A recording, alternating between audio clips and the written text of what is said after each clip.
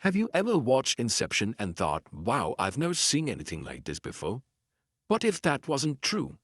What if 4 years before Inception, an anime director have already built the scene dream machine, walked through the scene collapsing cities and asked the sting question, what happens if we stop trusting our own reality? That movie is Paprika. And once you see it, you can't watch Inception the same way again. Because suddenly, Nolan's original dream heist starts to look a lot like someone else's dream. Let's set the stage.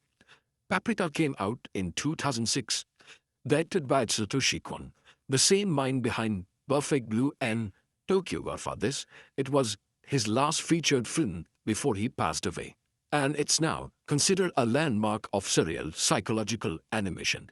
And the premise sounds familiar.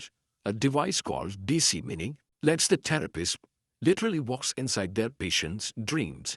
In the wrong hands, that device doesn't just heal people, it tears down the wall between dreams and reality, until the waking world starts behaving like a nightmare. 4 years later, in 2010, Christopher Nolan released Inception. Again a device, again a team diving into someone's dream, but this time it's not therapy. It's scoreboard espionage, a high-stake heist built around planting an idea in someone's mind. So the question people keep arguing about online is simple. Is Inception an inspired tribute, a confident interpretation, or a straight-up rip-off? The blueprint these two movies share. Both movies build entire worlds on one idea, a portable device that lets you invade someone else's dream. Both build rules for visual echoes too. A woman walking through other people's dream, like a guide.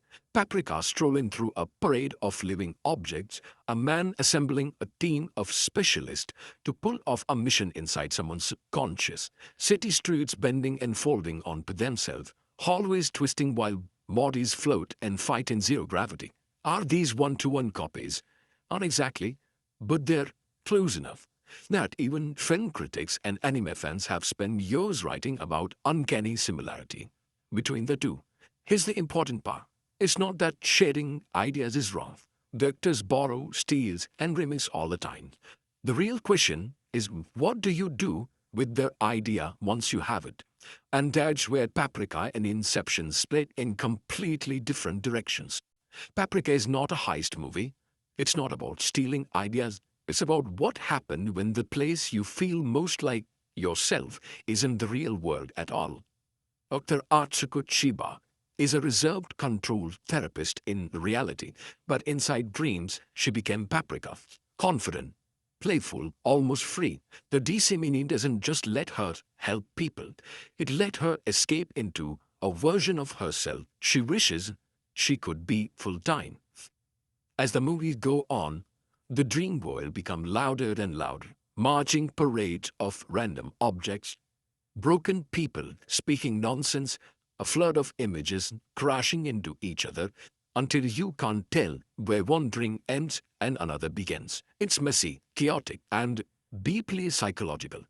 The villain isn't just some evil guy with a machine. It's the human desire to control other people's mind, to force your dreams onto everyone else, to retreat into fantasy when reality feels unbearable. So, when the Paprika shows you a giant throne of TV or a parade of appliances marching like soldiers, it's not just cool surrealism.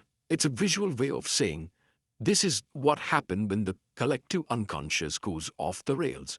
The movie isn't interested in did the plan work, it cares about something scarier. If you can live inside your ideal self, why would you ever come back? Inception, on paper, has a very similar toy box, but Nolan uses that toy box for something much cleaner, a precision-engineered heist story with dream layers instead of bank vaults. Cobb's team doesn't wander through surreal nightmares. They design brains like set, specific architecture, plan physics, agreeing upon rules, even the chaos, gravity shifts, collapsing streets, collapsing buildings, all filled into a careful cause and effect machine. And at the center of the machine is one emotional core.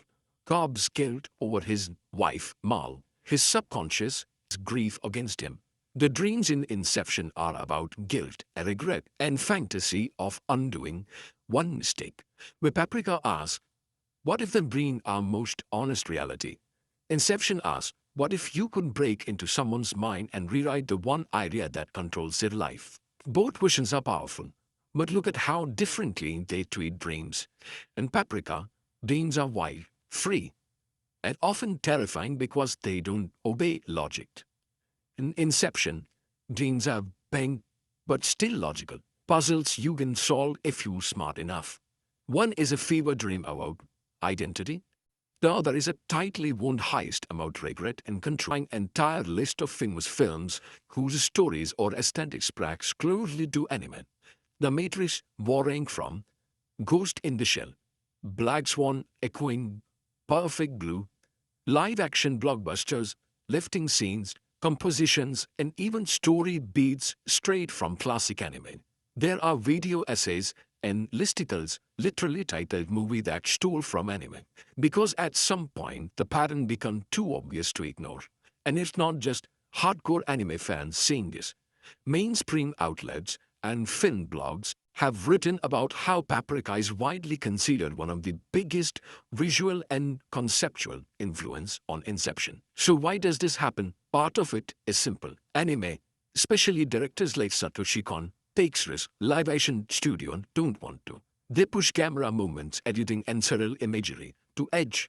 If fans noticed when a director praise Kubrick, Tarkovsky or Hitchcock by name, but stay quiet about the anime. Their shots look eerily similar to. Is that tough?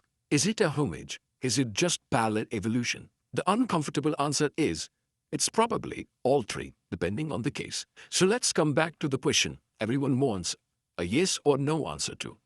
Did Inception steal from Paprika? The honest answer, Inception is standing on Paprika's shoulder, whether it admits or not. The dream hacking device, the shared dream spaces, the collapsing architecture, the hazy line between therapy and crime, those ideas were already living, breathing, and parading through Satoshi Kon's film 4 years earlier. At the same time, Nolan doesn't just remake Paprika.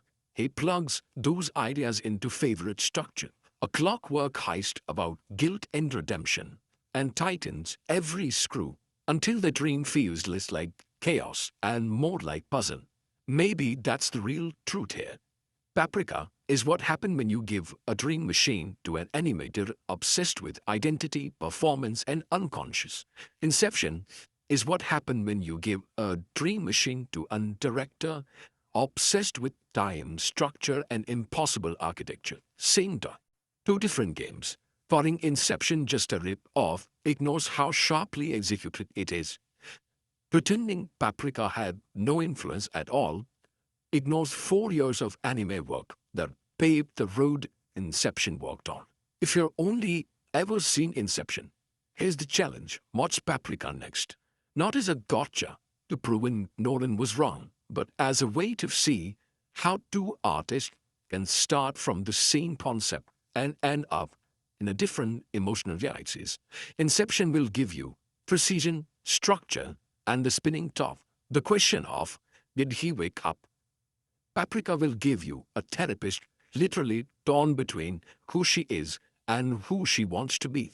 A world where dreams don't ask permission, and images that feel so strange, they stick in the back of your mind for years. And if you're already an anime fan, Paprika isn't just Inception but anime. It's a good bite from one of the animation's most innovative directors, signed with a buried nightmares we will never fully understand, and that's the point. So yes, Inception wasn't as original as we thought, but that might be the best thing about it. Because every time Hollywood discovers some bold, mind-bending idea, there's a good chance an anime director already tested it years ago. With less money, more risk, and way fewer safety nets. If you want to see where your favorite movie really come from, start here with Paprika, then follow the trail.